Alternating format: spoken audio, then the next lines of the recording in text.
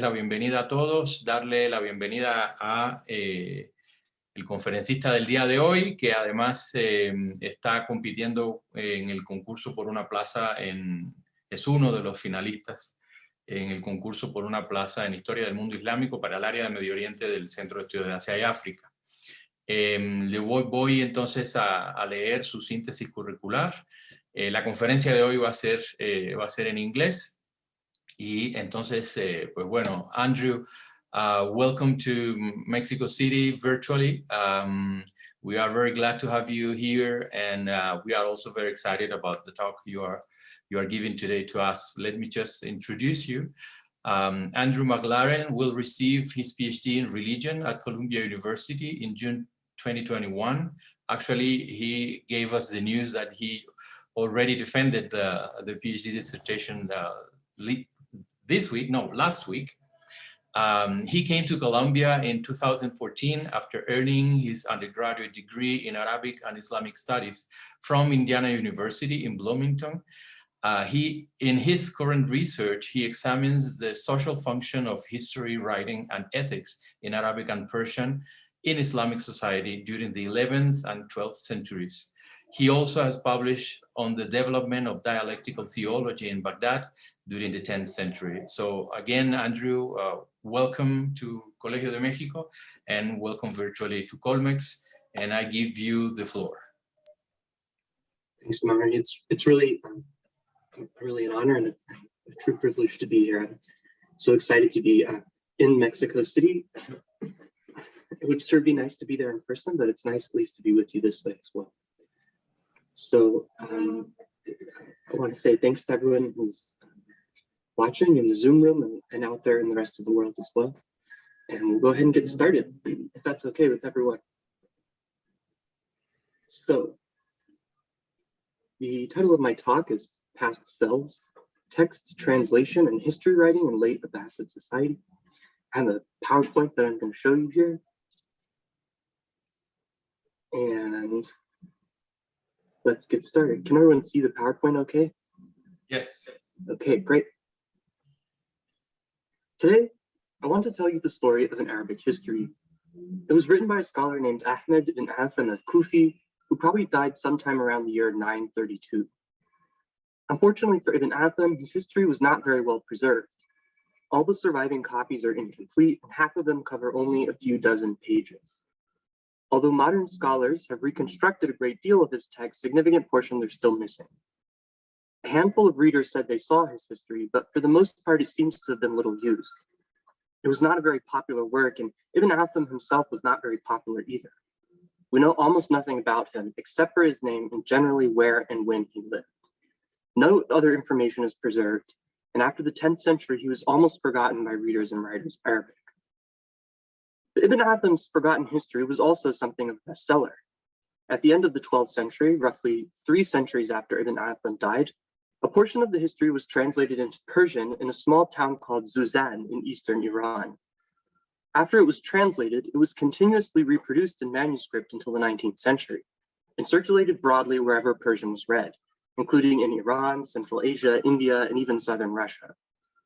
Rulers paid for copies to be made, and historians writing Persian chronicles quoted extensive passages in their accounts of early Islamic history.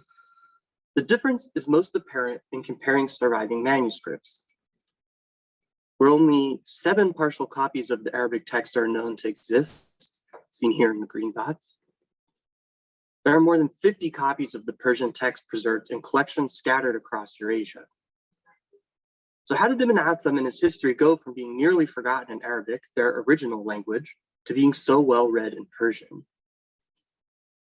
In the first half of this talk, I will discuss why Ibn Atham wrote history the way he did in his own context, and offer a few ideas about why his Arabic history was forgotten. In particular, I suggest that changes in both the politics of the Middle East and the material production of texts led to Ibn Atham's history going out of fashion. In the second half of the talk, however, I will show how a certain theory of history elaborated in Persian helped to rehabilitate his history and to make it an object of enduring cultural value. Although Ibn Atham is the focus of my talk today, the subject at hand is much bigger.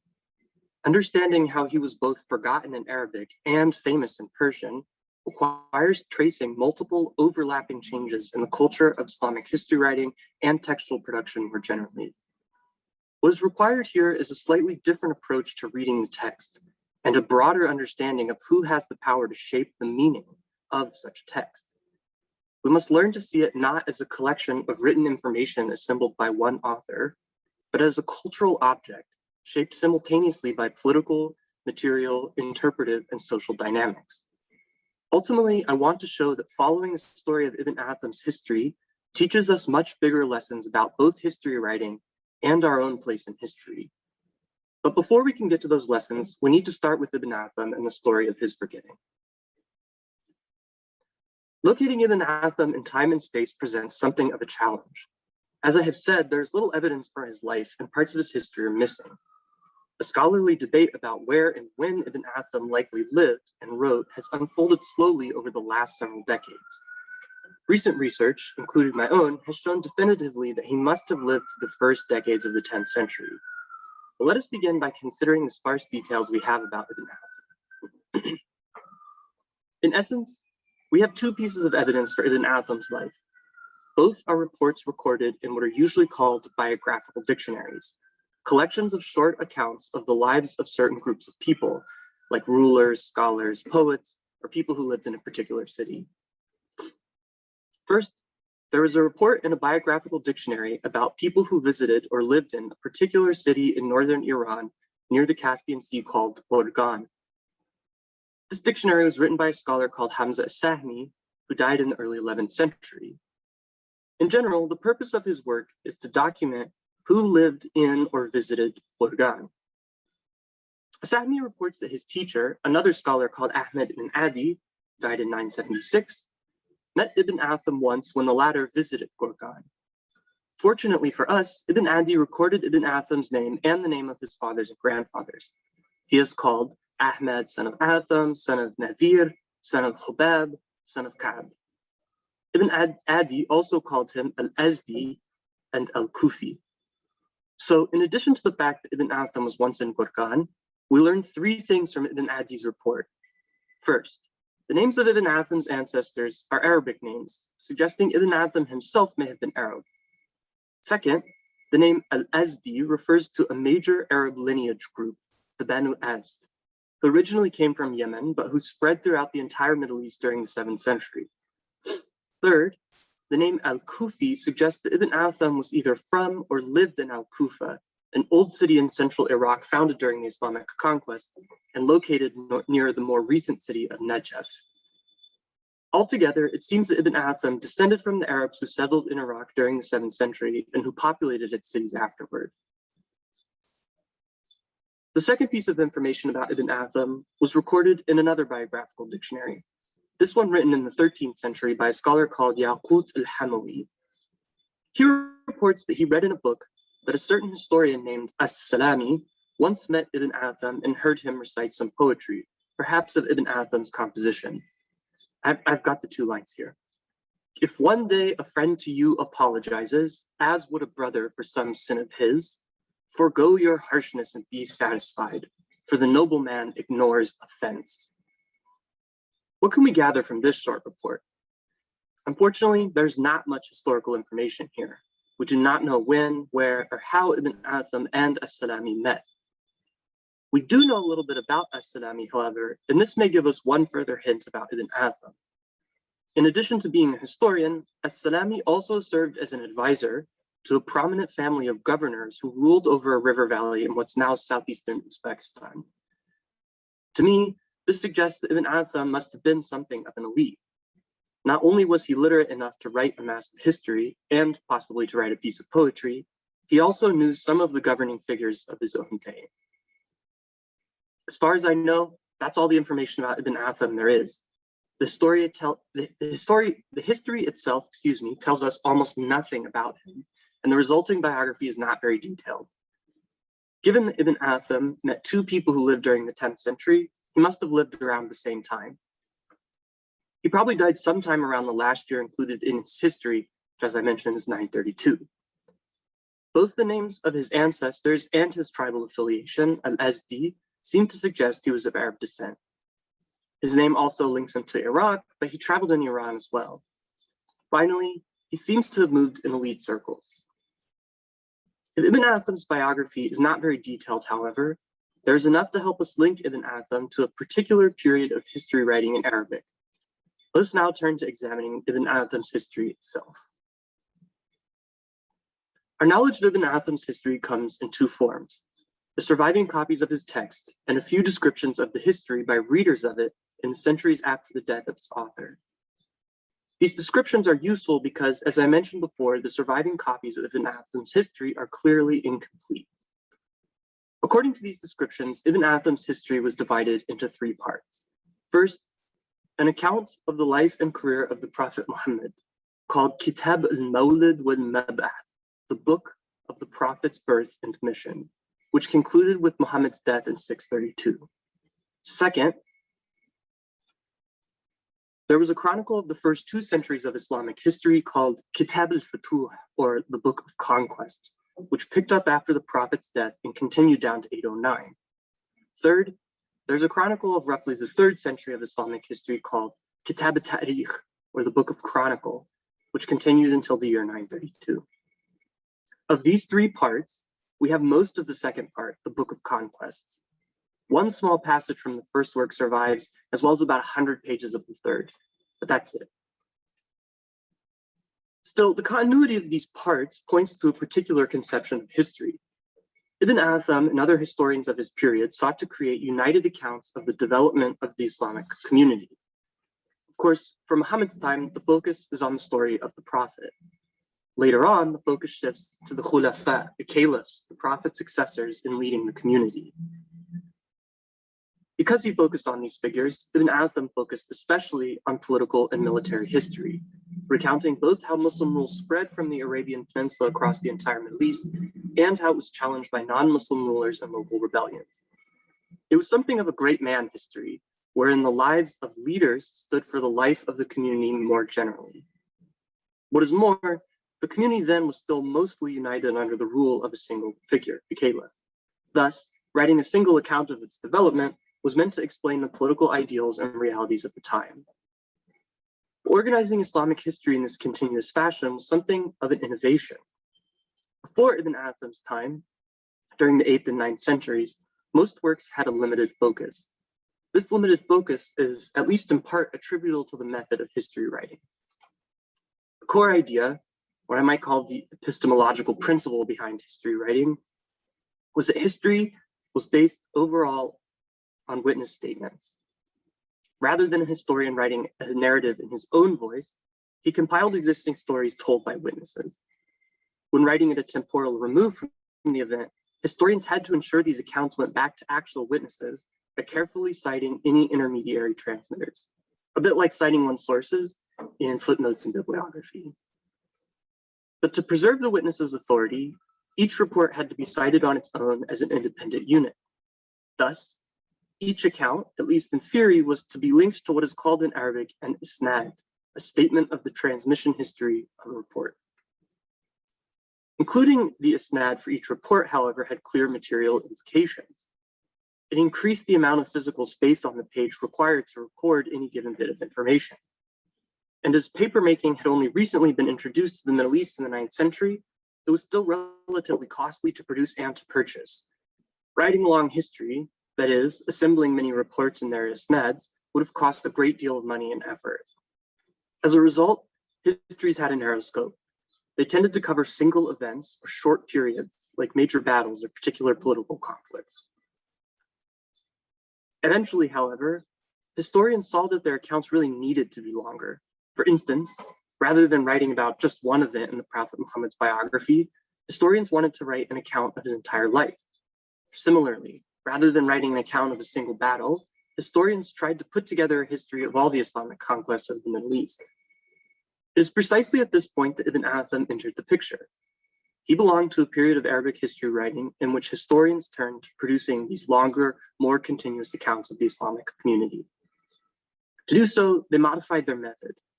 Instead of citing each report individually with its witnesses, they cited their sources all at once. Then they created what have been called synthetic narratives. That is, They took existing witness narratives and started joining them together into a single flowing account, which was guided by their own narration. Ibn Atham and his contemporaries were only able to create singular narratives of the community's histories because of this shift in method. And the results of this shift are still quite palpable today. Where the earliest histories we have tend to fit into single volumes in print, the histories written during Ibn Atham's time are much longer. For instance, the surviving portions of his history runs over 2,700 printed pages in 8 volumes. Other histories of the time, such as those of the much more famous At-Tabari or Al-Mas'udi, similarly ran into multiple volumes and thousands of pages. Unfortunately for these historians, however, subsequent changes in the region meant the narrative of a single political community sort of went out of fashion. Ibn Atham's history and others like it simply became less relevant. So we've established a bit about the original text and its author. I've tried to show that both Ibn Atham's biography and the surviving portions of the text link it to a particular problematic in Arabic history writing, which arose around the turn of the 10th century.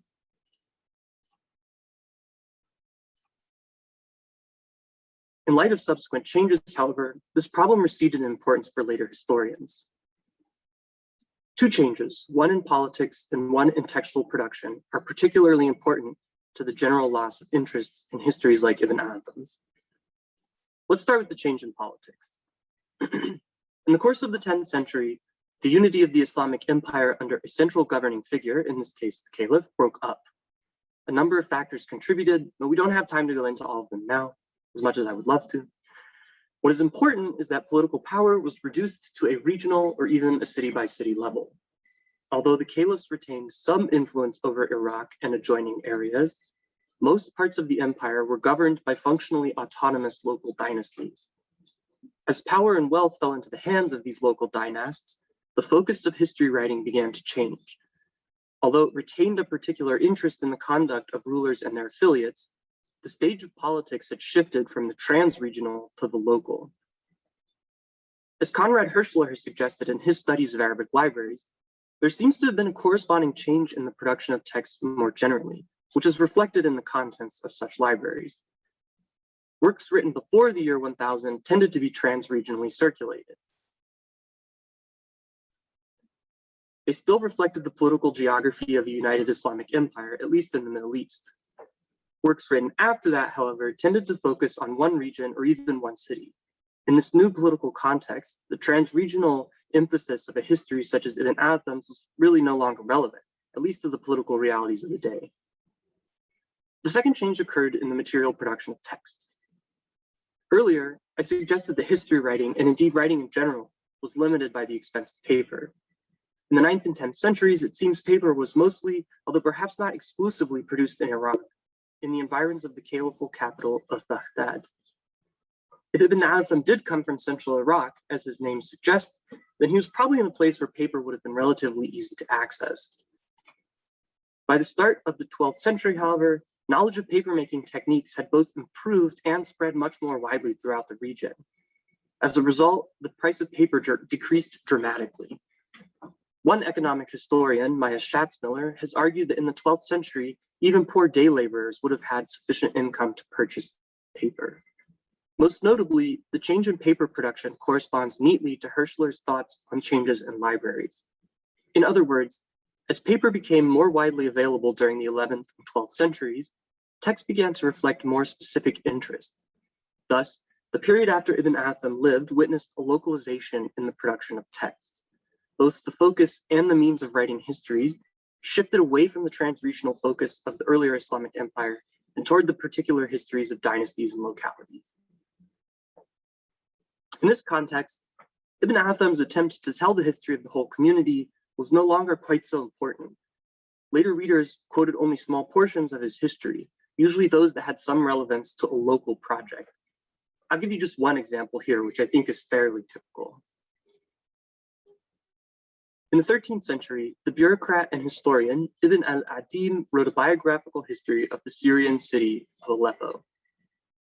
He was also something of a bureaucrat for the local dynasty, the Ayyubids, founded by the famous Saladin, and his history represents an intense emphasis on one of their major cities. Ibn al-Adim quoted Ibn Atham for information on 4 men who participated in famous battles in northern Syria, which happened in the years 657 and 658. But that's it. Ibn Atham's transregional history was, for Ibn al-Adim, merely one source of historical information which could be converted to a local use. As politics and text turned toward the local, Ibn Atham's comprehensive history of the Islamic community was no longer really necessary. It might serve occasionally and incidentally as a source of information on certain topics in the early history of the community, but most of what he wrote was no longer relevant to the current political culture. As is true even today, old books with small audiences are seldom reproduced. As fewer readers turned to his history, it was copied less and less often. Ibn Atham's Arabic history was slowly forgotten. Thus, in the long run, I think Ibn Atham was forgotten not because of anything he did or was. We don't know that much about it anyway.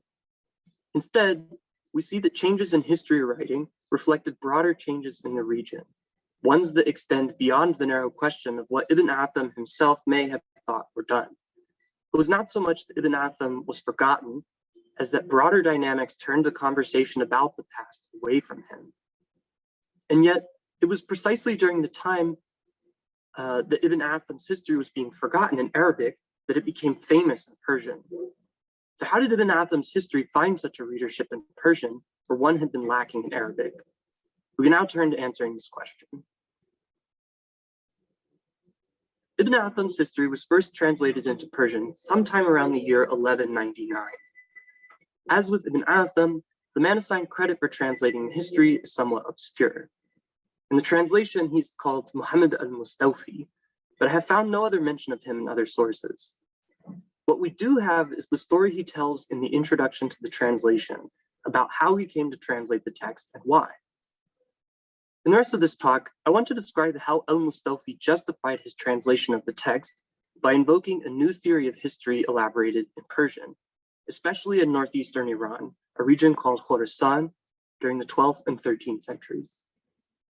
The basic idea here is that reading history is a way of practicing virtue, especially for rulers and their affiliates. Whatever you can learn from the past will help you act properly in the future. In other words, histories were ethical tools. And as recent scholarship has shown, this basic understanding of history retained its significance in Persian until the 19th century. In short, whereas Ibn Atham's Arabic history was made irrelevant by changes in politics and textual production after his death, the Persian translation remained recognizable to readers as having a sort of cultural value for centuries after it was translated. What changed about Ibn Atham's history was not really its contents or even its language, but the way in which it was supposed to be read. To understand how this change happened, we will look first at al-Mustawfi's allusions to this theory of history in the introduction. Then I will turn to a contemporary and slightly more famous work of Persian history that lays the whole theory out in detail. Reading these two texts together shows how Ibn Atham's history came to have a certain socio-ethical function. Let us turn first to al-Mustawfi's introduction. In the introduction, al-Mustawfi recounts attending a gathering in eastern Iran one evening in the year 1199. Present were a local governing official who is not named, but is described by a string of titles indicating his importance, and an entourage of local scholars. That night, one of the scholars read aloud a portion of Ibn Atham's Book of Conquests. Upon hearing the story, the patron remarked that someone really ought to bring such a valuable work of history from Arabic into Persian, so that readers of the latter language might benefit from it. The official decided to patronize the work himself, and he charged al-Mustawfi with the task of translation. Now, the background is important here. The story of the translation is set against the pattern of patronage in late Abbasid society. It was a sign of both power and legitimacy for a ruling figure to provide for the improvement of his domain. Al-Mustawfi says that shortly before the gathering in question, his patron paid for the construction of a legal college and other scholarly facilities in a town called Taibad. Indeed, according to al-Mustawfi, the patron was both a generous supporter of learning in the region and an eager student. He writes, "Such was the concern that lord had for acquiring the means of greatness, that he was always busy arranging for the well-being of knowledge and its people, setting up schools and collecting books, and seeking to provide for the livelihood of scholars and students. Even if he were in the middle of 100,000 other labors, when a discussion about knowledge began, he would set all his work to one side and listen. Because his nature inclined to nobility of character, he had a particular interest in histories and chronicles. This last sentence points us to an organizing idea. The patron had a special interest in history because he was by nature inclined to nobility of character, what is called here makarim akhlaq. Thus, his patronage of learning in the region more generally is connected directly to his interest in history, and implicitly to the translation project that memorializes those interests. After the completion of the buildings in Taibad, the patron traveled to a different town in the region, Zuzan, where he gathered about him a group of scholars to enjoy some learned discourse. Al-Mustawfi continues. One evening during this time, one of the scholars gathered, the Imam Kamal ad-Din, was reading out a story from the Book of Conquest, written by Ahmed ibn Atham al-Kufi. We were astonished by its clarity and eloquence, and fascinated by the curiosities and marvels, the overturning of affairs and the changing of circumstances recounted in it. The patron of those eminences then said, "This book is laden with a variety of benefits, and its qualities are beyond reckoning. From the manly virtue and generosity, the benevolence and bravery, the learning and wisdom, truth and knowledge in it, much experience is gained."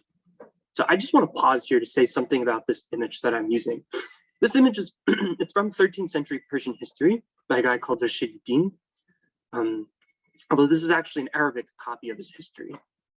There's two things that are interesting about this. One is that it points to the fact that Arabic and Persian were interchanging a lot in this period, right? The fact that Rashid ad-Din wrote in Persian, then had his history translated into Arabic on purpose, sort of fits with the broader pattern I'm describing here. The other thing is, this is not the ruler, this is not Mustawfi. None of these people, do we really know exactly who they are, except for the ruler in question, Malik Shah, who's a sultan in Iraq and Iran during the 11th century. But I've included this image because I think it shows pretty clearly both how this was a broader sort of social pattern of gathering, right? And because I think it's a really beautiful picture. Okay, moving on. So there are three central ideas in this passage. First, Al-Mustawfi gave the decisive word to the patron. He described Ibn Atham's history as a book that provided its reader experience, tajriba. Second, as the patron said, the work provided one with experience with manly virtue, generosity, bravery, knowledge, sound theological belief. That is, what can be identified as those aforementioned nobilities of character. Third, Al-Mustawfi alluded to an idea here that was rather common in both Arabic and Persian history writing. He notes that Ibn Atham's Futuh recounts the overturning of states, an allusion to what might be called the law of historical gravity. Just like whatever goes up must come down, as a dynasty rises, so must it eventually fall. In other words, certain sorts of events recur in history. Thus, Al-Mustawfi and his patron argued that Ibn Atham's history does something in particular. That is, this does not merely recount the past, rather, it has an effect on the present, providing its reader with certain sorts of special knowledge, namely this experience and a sense of what might be called virtuous Muslim character. Now, we can find versions of these three core ideas, experience, virtue, and the repetition of history, in texts of a variety of genres, from literary anthologies to fictional narratives to ethical treatises. What is important here, however, is Al-Mustawfi's invocation of them as a unit. For it was precisely in this time, in this place, i.e. around the year 1200 in Eastern Iran, that these three ideas were elaborated into a particular theory of history. Indeed, it became common after this time for historians writing in Persian to lay out the three ideas as a theory in the introduction to their chronicles. We can now turn to examining how one scholar roughly contemporary to Al-Mustawfi did so. The scholar in question is named Ibn Fundok al-Bayhaqi. He lived most of his life in Khorasan, this region in Eastern Iran. And he died about 30 years before Al-Mustawfi composed the introduction to the translation of Ibn Atham. Like Al-Mustawfi, He seems to have been a scholar and an advisor to various local rulers in the region. But most importantly for our purposes, he wrote a history of his home region called Behaq near the end of his life. And it was in the introduction to this work that he articulated the theory that al-Mustawfi references. Let's begin first with the fundamental idea here, what I called a moment ago, the law of historical gravity. According to historians of the time, history had a way of repeating itself. Here's how Ibn Fundok put it. No event, good or evil, occurs the like of which or nearly so has not occurred in a past age. Just as physicians learn from the illnesses of past people and the physicians who treated them, readers of history learn the causes of events that have occurred. That which must be avoided, they avoid, and that which was averted in the past, they avert. For in this world, few events there are, the like of which or nearly so has not already happened. Now, the basic idea is pretty clear, I think. History repeats itself. Ibn Fundok and others seem to have political events in mind, especially. They often talk about the rise and fall of dynasties, the successes and failures of various stratagems in politics, and the victories and defeats of armies in battle. But they saw this as a good thing. Just as a doctor may learn to treat illnesses based on the cumulative wisdom of physicians past, so the reader of history may benefit from previous people's experiences. In other words, you do not need to figure out everything for yourself. This brings us back to the idea of experience, tajriba, which the patron said Ibn Atham's history provided. According to Ibn Fundok, there are multiple ways to know about a particular event, to develop experience of something that happened. He puts it this way.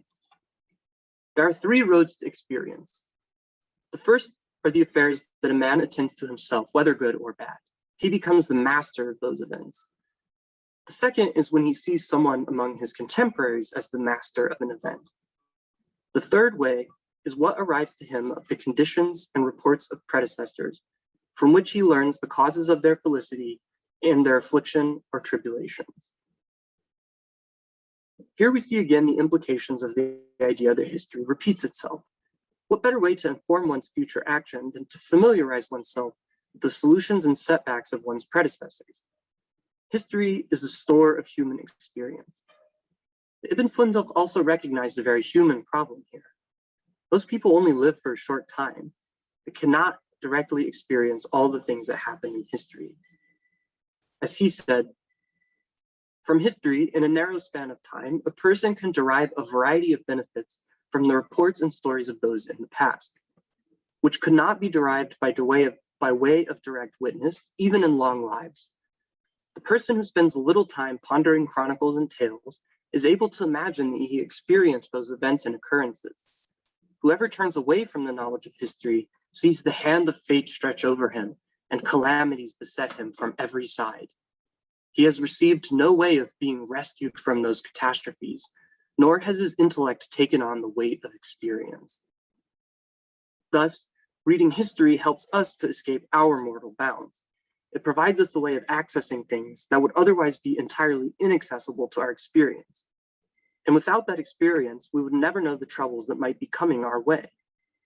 Finally, Ibn Fundok directly linked experience and the cultivation of one's own virtues. He says, it is with the help of experience that human judgment achieves perfection. No matter how strong or well-guided a mind is, it may lose its way in the shade of accident and the desert of misfortune. Life is not complete save by knowledge of the means of acquiring benefit and averting injury. And the trees of character are not trimmed save by the refinement of experience. And just as the perfection of fruit is ripeness, the perfection of judgment is experience. In order to do something well, indeed, in order to live well, one must have some idea of what one is doing. Virtue arises only in properly judging the right way to achieve one's ends.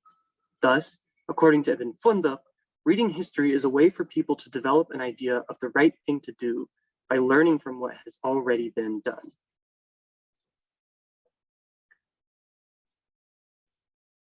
This thought brings us back to al-Mustawfi's invocation of the McLaren akhlaq, what I've been calling the nobilities of character.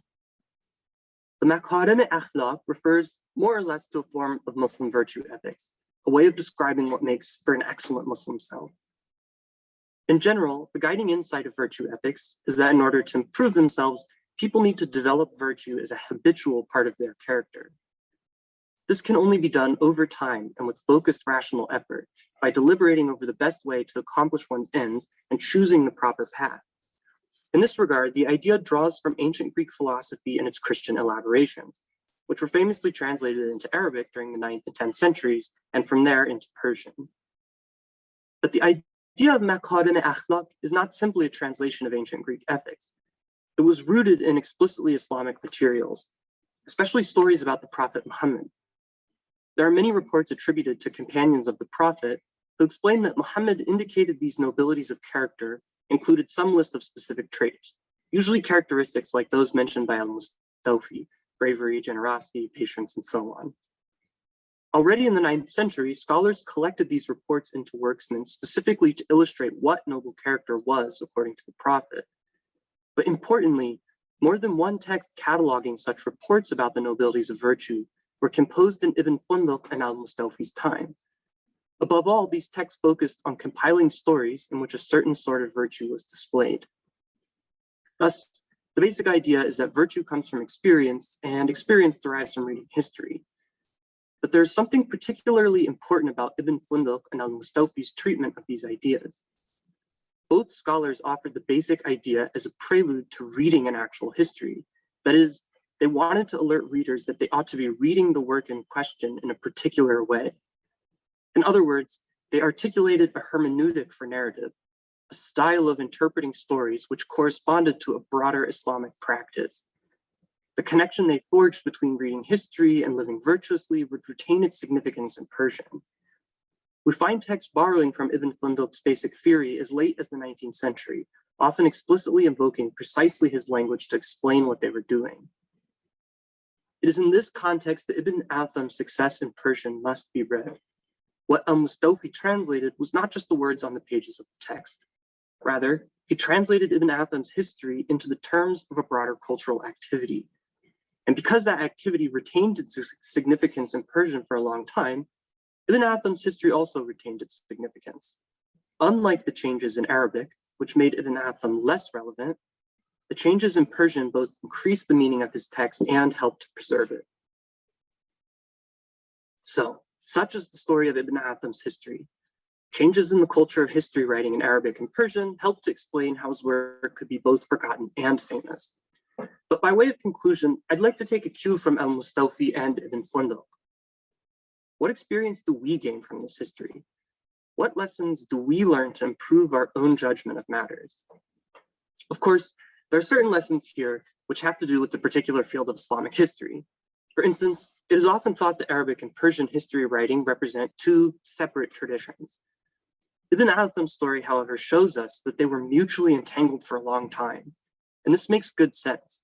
Al-Mustawfi, Ibn Fundok, and others like them were freely bilingual in Arabic and Persian. Although they used each language for slightly different purposes, they were always drawing from broader conversations that were happening in more than one language. Similarly, the fact that neither Ibn Atham nor his texts were especially well remembered has often been taken as evidence that he was a marginal and unimportant historian. But this is not exactly true. The structural changes that affected him must have affected other Arabic histories as well. This is not to mention the fact that he was quite important in Persian. In other words, we learn that the original form cannot be taken as determinative of the text's overall meaning. Rather, I think we ought to look for multiple meanings in the text, to look for plurality rather than singularity. And in this regard, Ibn Atham's history and its fate point us toward broader lessons about the way we ourselves relate to the past. To some extent, he almost seems to anticipate the postmodern troubles with history. Although it was once imagined as aspiring to a scientific objectivity, history writing is of course no longer regarded as a straightforward endeavor at pinning down simple truth. The regularities in human behavior that history once hoped to find have proved all too elusive. Instead, we are often left with local questions and shifting truths, with a plurality of histories rather than singular accounts. But it is in precisely this sense that we stand to benefit from thinking as al-Mustawfi and Ibn Fundok and all the others did. They did not limit themselves to present circumstances or dire straits. Rather, they cast their eyes far over the landscape of history in hopes of broadening their souls and bettering themselves. For them, history was not a one-way narrative. Rather, they traveled in multiple directions, dipping into the past in order to understand both their present and to improve their futures.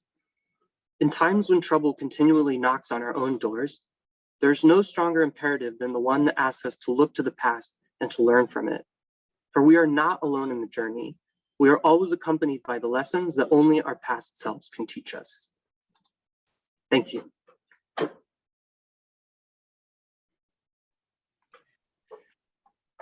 Thank you very much, Andrew. Now, if my colleagues give me half a minute, I will allow all of them to use their cameras and microphones in order to ask you questions directly. So just give me a second. I am just turning all of them. And this will be another way for you to meet them, at least virtually.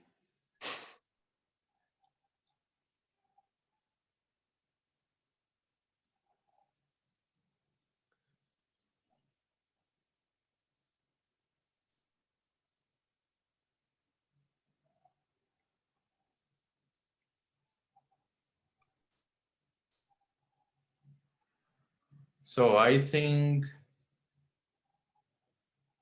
okay, all of them are already here. Colleagues, you can use your cameras and microphones to ask questions directly to Andrew. You just need to turn your cameras and microphones on. So, and I already have a question here from Emily. So please, Emily, you can do it directly. Yeah. Hi, Andrew. Cheers, virtually. Cheers. Nice to see you. Yeah, you too. I can only imagine how odd this might be to have to do this virtually, but I, would have been nice to host you here in Mexico City. And as a sort of gringa myself coming from the US, I kind of wanted to ask you just sort of how you imagine yourself here in Mexico City, and then I'll ask you sort of my technical questions. Sure. So let me start with the virtual experience. This is sort of what Ibn Fundok and Mustawfi and all those people were talking about, right? The possibility of still getting something out of even distant experiences. So although this is a virtual encounter, I'm quite happy to be here. It's a pleasure to meet everybody. One of the things that has made me really excited about the possibility of coming to Colmex is the possibility of being in an environment that is bilingual, and for me certainly would be. As I've just tried to describe, I think zones of bilinguality, zones of interaction among ideas are actually tremendously much more productive than just always staying in one context. So I think getting to come to Mexico City would be, I'm sure, tremendously enriching for me and for my work. And in that regard, I won't necessarily ask you to just re-ask your question unless you want to. I have it here in front of me, but. Yeah, let's see if I can remember what it was. Sure. So if I go way off topic, just you can see the summary there. But Sure. I mean, yeah, I was really interested in and impressed with how you use your focus on language and sources, which obviously, sources being kind of your main way of interacting with any kind of information from such a historical period. But my two-part question is sort of, how do you, what is your process like in terms of how you see language and sources as important to or how you interact with those, and how they're important for your own interpretation of, not just, which I think came out in your talk a little bit, it's not just about sort of what is being said, but it's also, ways of thinking about, different ways of, or multiple ways of things being said and being interpreted. So that's one part. And then the second part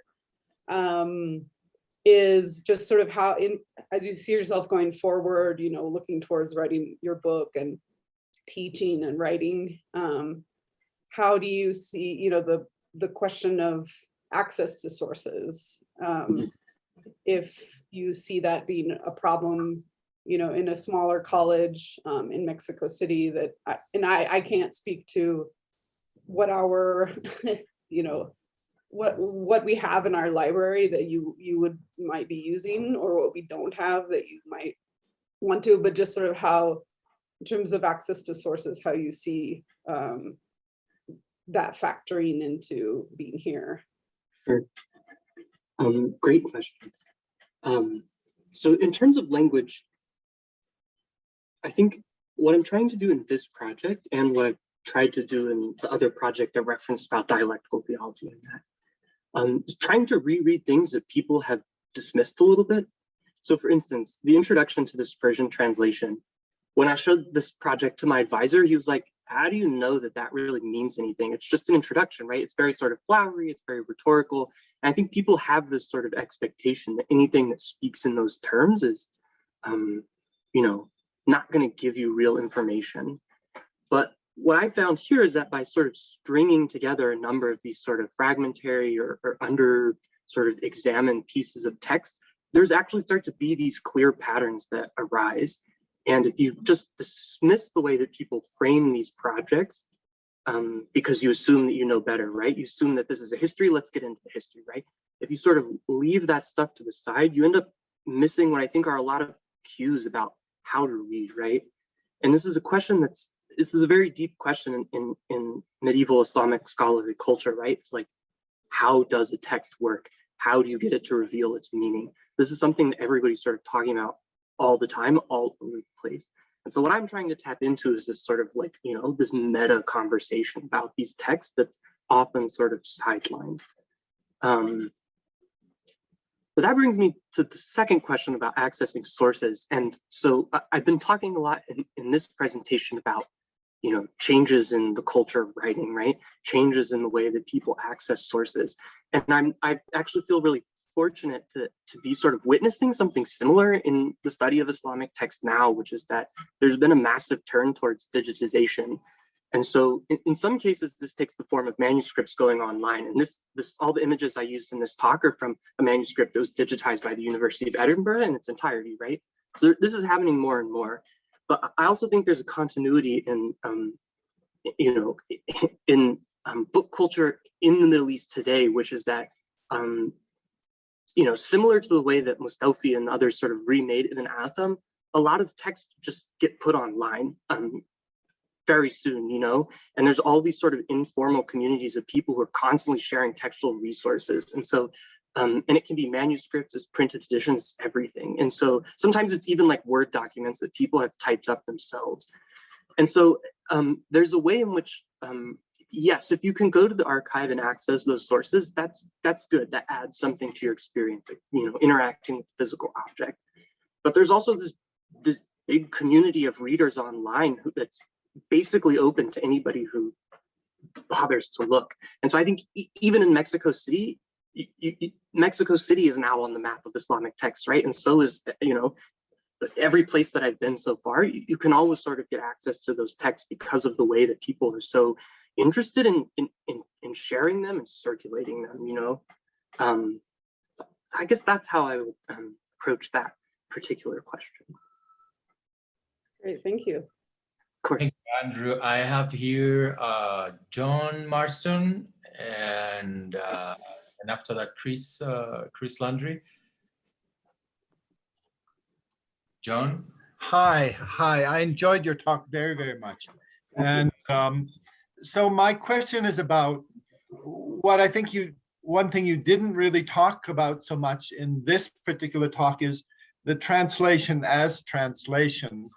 And so actually I was a little unclear whether the Arabic version exists or not, or only the Persian version. And so but even if the Arabic version doesn't exist, I wondered to what extent can we know or speculate about the translation as a translation, and to what extent there may have been transformation in the process of translation. Yeah, so this is an interesting question because now we have the Arabic version. In the course of the 20th century, it was sort of just rediscovered piecemeal, and they've made a big addition. So we have a huge part of Ibn Atham's Arabic history. But for a long time, it was only known through the Persian translation, and this question often sort of came up. There was this idea that the translation was just not that good, that it wouldn't have given you access to the original very well. It was this sort of flowery later creation. My experience working with both texts, having the benefit of having both in front of me, is that the Persian translation is actually really accurate. It's quite close to the Arabic. You know, certain sort of formal features change, and this is something that I would like to get into exploring in more depth. You know, how these two texts relate in terms of, for instance, building their narratives. But I would say for the most part, Persian translation is can be really useful. Ibn Atham has this sort of especially when I first started reading Ibn Atham, I found his Arabic a little hard to understand. It felt very, it's not very wordy, right? He doesn't always say everything he means. But the Persian translator actually seemed to have had a fairly good idea of what he was going on about, and it often sort of explains a little bit what's going on in the Arabic translation. So I would say in general, the best thing to do is to read them together because they are constantly sort of commenting on and interacting with each other. So yeah, I guess that's all I'll say about that for right now. Okay, but just to push that a little further, sure. When the Persian translator explains a little bit, as you just said, does that push the text in a certain direction? So I would say yes and no. Obviously, yes, if he's glossing a little bit, there's something that's going on there, right? Something that's not Ibn Atham. I think on the other hand, given what can happen with Islamic texts, which is that in this culture of sort of being able to freely remake stuff, things found their way into text all the time. Other parts of other texts, for instance, they might get quoted in the margin of a manuscript. Then the next time the manuscript was copied, someone just took that sort of cross-reference and put it right into the text. So these texts could grow a lot. They could have material added much later. They could really, really change in their transmission. And I think for the most part, the Persian translation doesn't seem to do that. It actually seems to be just trying to make an accessible version of the Arabic that would allow people who don't read Arabic to access the text. That's my impression of it. Okay, thank you very much. Mm-hmm. Thank you, John. I have here Chris and then Ishita, and I also have another question from Facebook Live. So Chris. Hi, Andrew, welcome, and thank you for your talk. Very interesting stuff.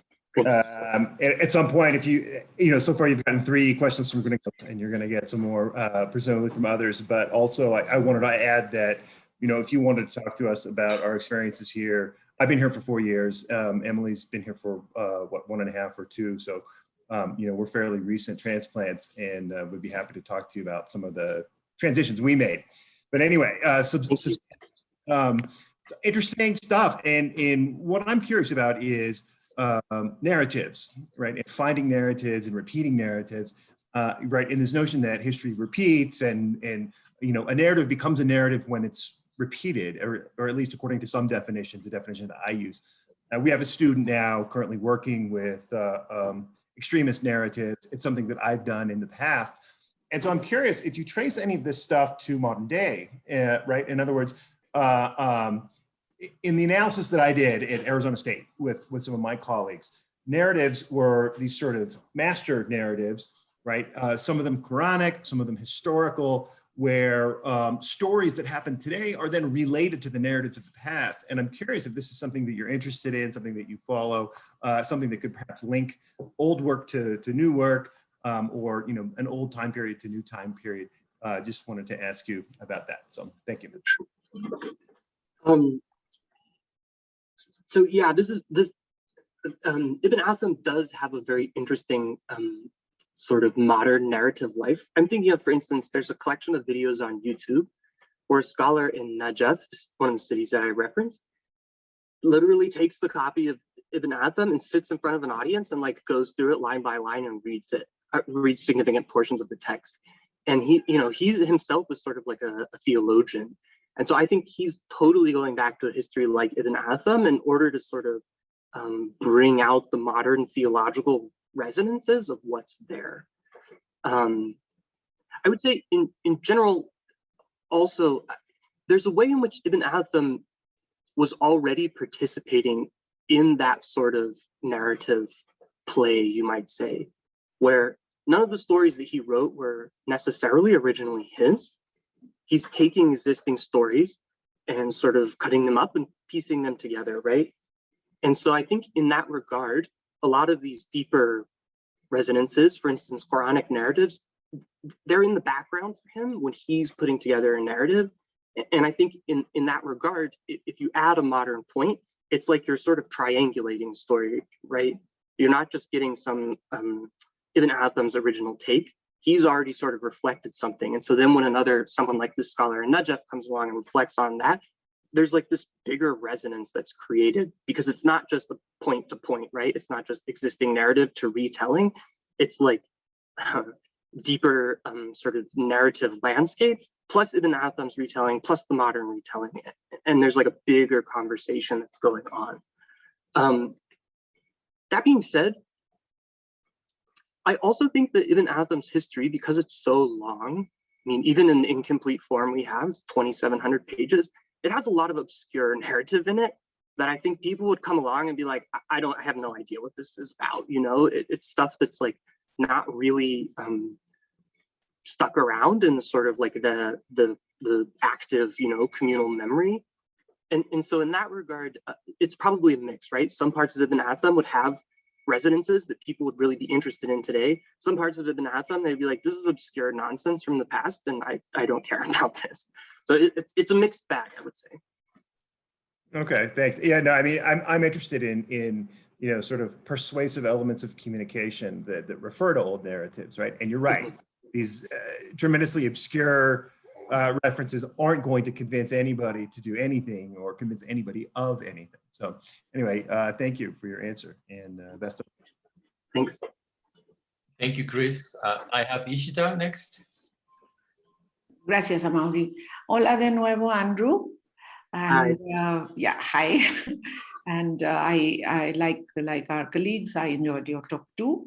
I will try and ask you to reflect on two things which I kind of found missing in this otherwise very comprehensive talk. And this is related to the questions that have just come before.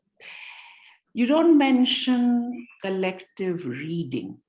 Were there traditions? I mean, when you're speaking of this as history, and then you're saying narrative, and they're saying wider, different circles of communication, weren't these texts kind of read out aloud?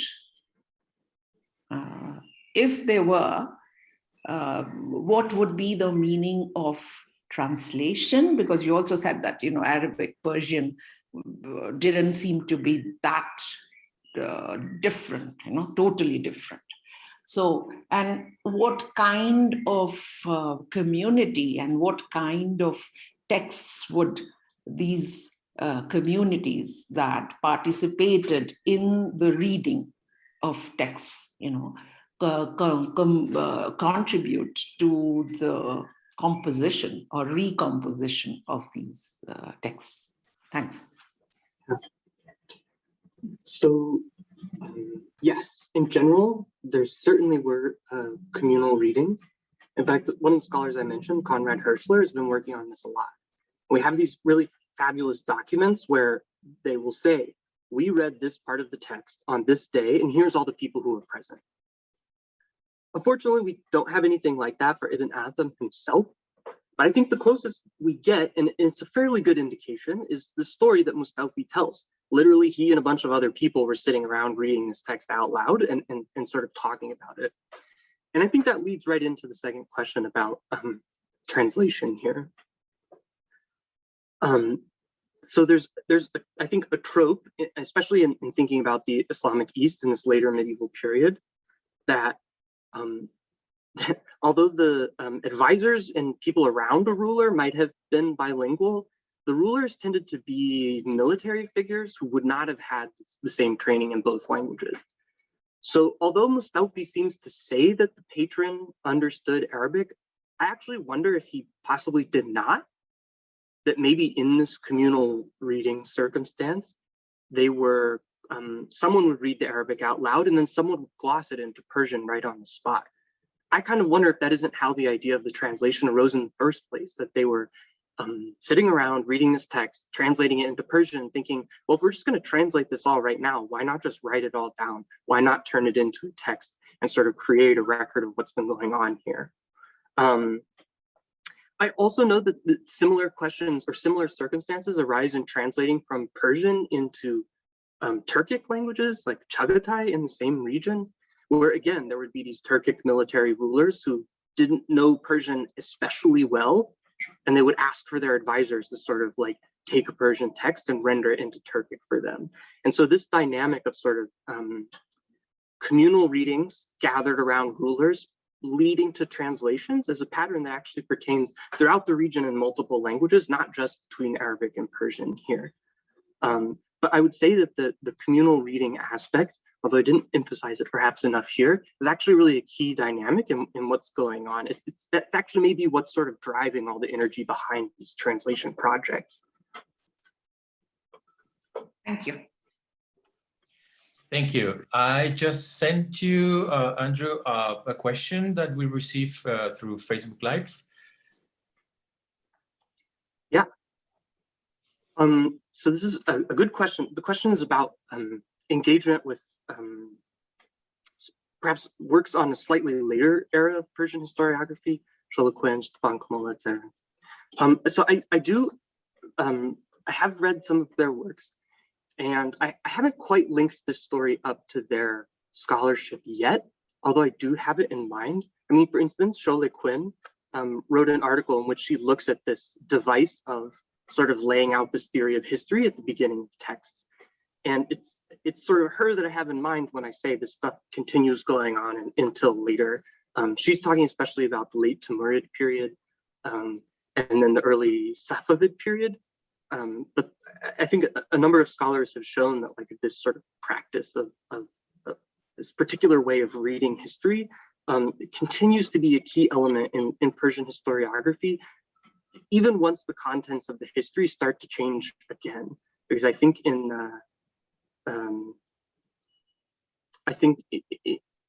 as with Ibn Adam's history, so in later periods, when the political dynamics shift, the contents of the history start to shift as well.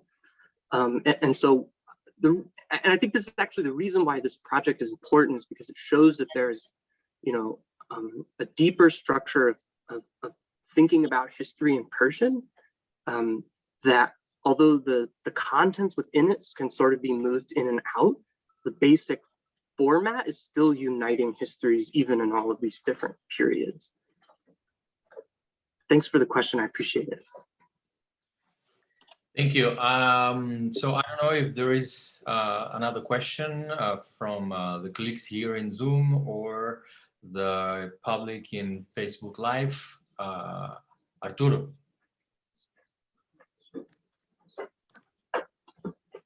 Thank you very much, Amaury. Andrew, hello again. Hi. Nice to see you again.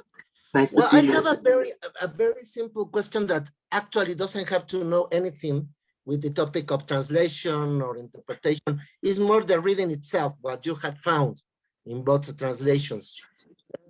Concerning the time that in which was written, specifically the first book, the Books of the Conquest, I understand the time and also the topic. The first book is around the time of the conquest and consolidation and the expansion of Islam. And you mentioned that it talks about the Prophet Muhammad. My question is, by this time, do you think that the way in which Muhammad is portrayed in this book is it has an influence of the hadiths? I mean, those stories that obviously is more a work of the religious scholars, but it has certain influence, or you can think that the way in which this historian treats the life of Muhammad is different, far or apart of the idea of the hadith story. Thank you. Of course. So, so there's two things here. One is that the work in which Ibn Atham sort of recounted the life of the Prophet, we only have basically one passage from it, and in that in that passage, it does seem to have. I think in that passage there actually is a hadith quoted. So yes, there's a direct connection there. But I think for the second part of the history, the Futuh, it starts with the death of Muhammad, but it sort of goes on through all the implications of the death of Muhammad, right? Part of what Ibn Atham is trying to do is explain how, in the absence of the Prophet, an Islamic political community came to form around these particular figures, the caliphs. And in that regard, it's is deeply interconnected with the hadith, although not explicitly, right? It's not that Ibn Atham is saying, here's a hadith that helps explain the situation, but I think a lot of the narrative patterns that he's drawing on bear structural similarities to what's really sort of an earlier layer of Arabic historiography, right? So telling stories about the Prophet is basically the first historical activity that started happening. And so all of the history that comes after that is in some way sort of looking back to the basic formulation. Similarly, when Ibn Atham is sort of innovating in method, right? I talked about how they sort of take the isnads, they put them all in one place to get them out of the story. In that regard, he's defining himself maybe against the hadith. That is, they're trying to sort of get out from the formal requirements of that sort of story in order to do something different. But still, I think because they're defining themselves against the hadith in that regard, they're always sort of drawing in those structures already, right? I mean, when you define yourself against something, you end up saying both what that other thing is and what you are. And so the sort of the formal conversation is very much puts those two types of story in conversation. Okay. No, I think it's very interesting, the answer. Thank you very much. And I hope to see you soon here. Welcome. Thank you. Thank you. Thank you, Arturo. Is there any other question here in Zoom or in Facebook Live? I don't see any more questions. Okay. So thank you very much, Andrew. It was, again, a pleasure to have you here virtually. Thank you. So let's hope to have more chances to talk to you. And Chris and Sebastian is over there too. Careful, Andrew. So thank you very much to all the colleagues that are here, students and the public in Facebook Live. And so have you all a very good Monday and a great week. Thank you, everyone. Take care.